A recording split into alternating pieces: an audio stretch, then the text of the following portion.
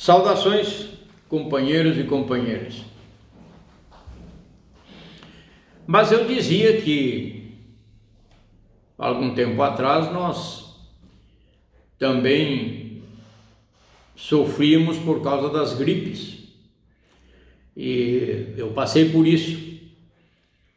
E milhares de pessoas, brasileiros, quando não tinham a vacina da gripe, nós caímos 6, 7, 8 vezes ao ano com resfriado, dor de garganta, dor de cabeça, dor no corpo, alguns até vômitos, e algumas hospitalizações, e os óbitos também inevitavelmente apareciam. Depois, a partir dessa época, dessas várias situações de gripes, todos os anos nós nos habituamos a ser vacinados. Todos os anos nós comparecemos. Existe uma campanha, todos os anos tem uma campanha nacional a partir do governo federal, do Ministério da Saúde, através dos postos de saúde, para que a gente se vacine. Por quê? Para diminuir internações e utilização de UTI. Porque a nossa estrutura da saúde, ela repousa numa estatística sobre as doenças que são mais comuns para o ser humano, no mundo e no Brasil. Então aqui também tem uma estatística. Então nós temos tantos leitos, tantos hospitais, tantos postos de saúde para atender essas doenças, mas doenças coronárias, do coração, cabeça, os AVC, o corpo, dos órgãos, né? Os que têm problema de coluna, são várias situações para resolver o nosso corpo. Mas existe uma estatística sobre isso. E quando o que acontece de doença a mais desequilibra essa estatística. E esses leitos, essas internações, passam a não ser mais suficientes para atender a demanda. Agora, por que sempre, no período daqui para trás, sempre deu certo? Nunca tivemos problema de espaços com UTI, internações nos postos, não. Nesse tipo de emergência, assim, não tivemos. Às vezes há essas filas nos postos de saúde para atender o básico, o diário, a dor diária do nosso povo. Ali, um que outro posto tem essa, dependendo da gestão. Mas, a grosso modo, a estatística... Pela estatística, não dava problema a internação e nem a utilização do UTI. O que agora está diferente? É simples de explicar isso. Porque enquanto antes o governo tinha uma voz só, uma interpretação só pela ciência, a interpretação do governo federal, de todos os governos federais de antes, pela ciência, não havia discussão. Não tinha como colocar um ingrediente econômico ou outro tipo de argumento ideológico em relação ao que dizia a ciência. Então as coisas funcionavam. O episódio de agora, que o governo federal discrepa de toda a autoridade científica mundial, é a voz uníssona, é só ele que está falando, o governo federal. Ele é contra a vacina, diz que não acredita, é contra a vacina. Ele sempre prega o remédio precoce que toda a comunidade científica está condenando. Todos nós sabemos que é só a vacinação que vai resolver esse problema do Covid-19, ele está contra. E como que começou isso? A discussão sobre o fator econômico e o fator saúde. Porque a discussão está aqui hoje. A discussão é essa. Começou com o Trump nos Estados Unidos.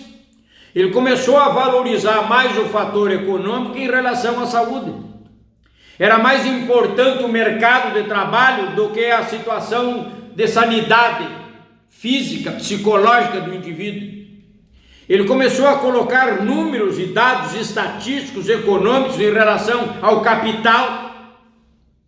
Aí vem o sistema neoliberalismo, a predominância do capital sobre aquele que trabalha, aquele que produz. Então há uma discussão hoje E ele insiste, o governo federal insiste, ainda ontem à noite, novas declarações. Chega de mimimi, chega de chororô, vai lá na casa da tua mãe, quer dizer, são expressões que a gente fica duvidando do aspecto de sanidade do presidente da República.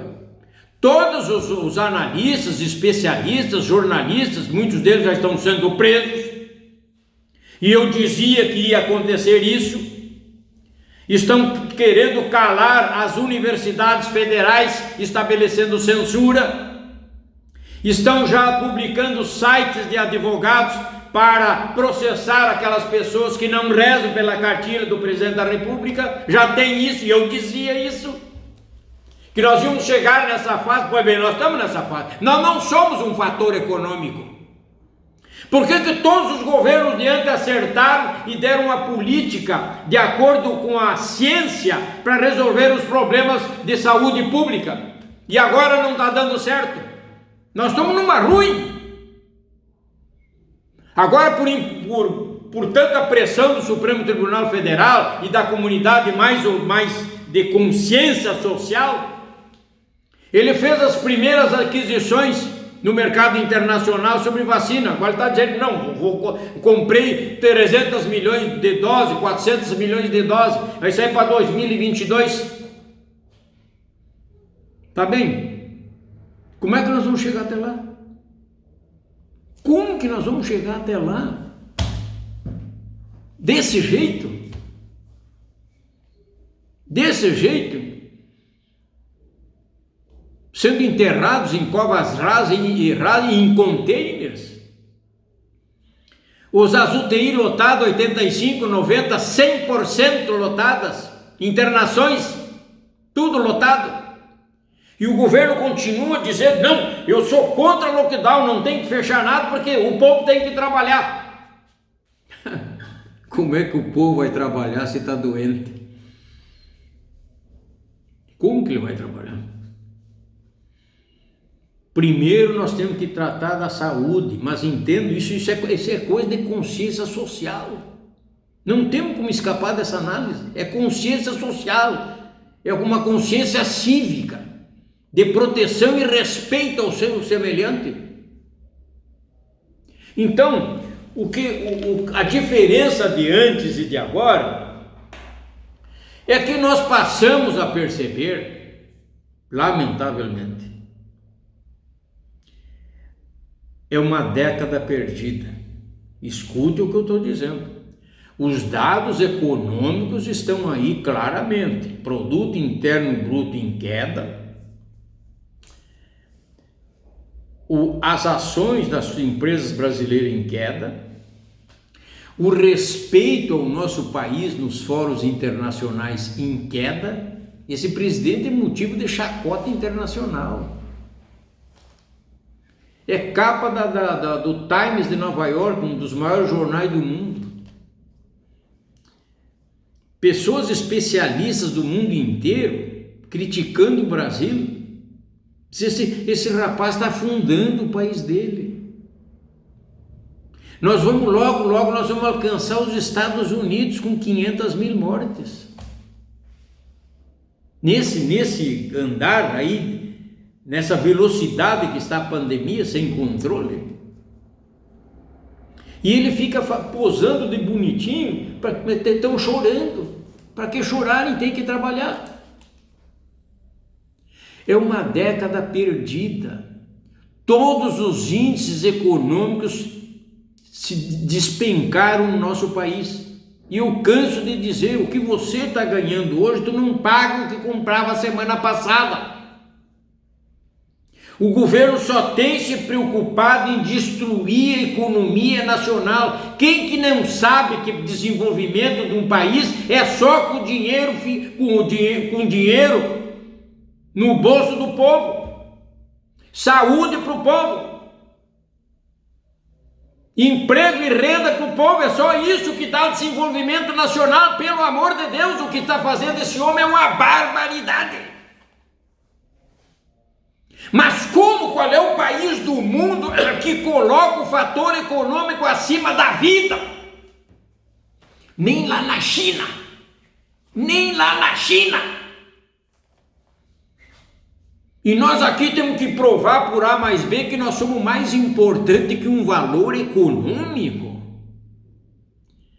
O governo não podia dizer isso, o que ele tinha que fazer era alocar mais recursos para as empresas médias e pequenas, essas MEI, essas EIRELI, dar recurso, os bancos tinham que dar recurso para esse povo poder passar essa época difícil.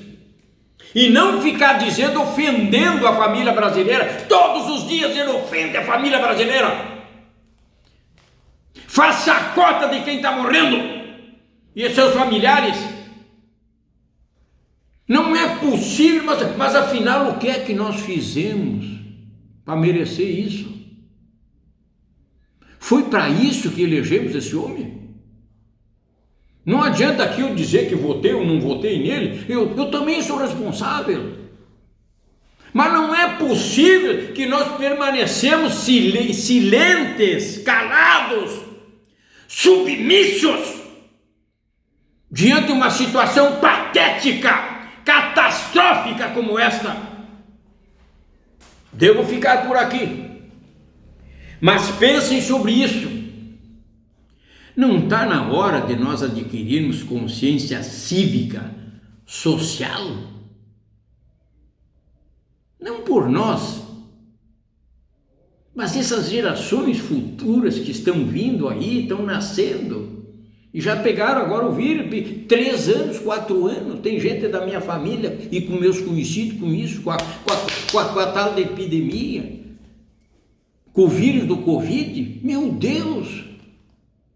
O que mais esse homem tem que fazer para nós despertar? O que tem que ser feito, a gente não pode nem dizer. Não pode nem dizer. Mas alguma coisa tem que ser feita. Isso fica para a consciência de cada um. Será que nós vamos assinar realmente o nosso compromisso de que por culpa nossa nós estamos assinando que essa década está perdida? Vai ter a nossa digital nessa década perdida? Eu não ponho a minha digital, eu vou lutar e continuo em pé. Obrigado.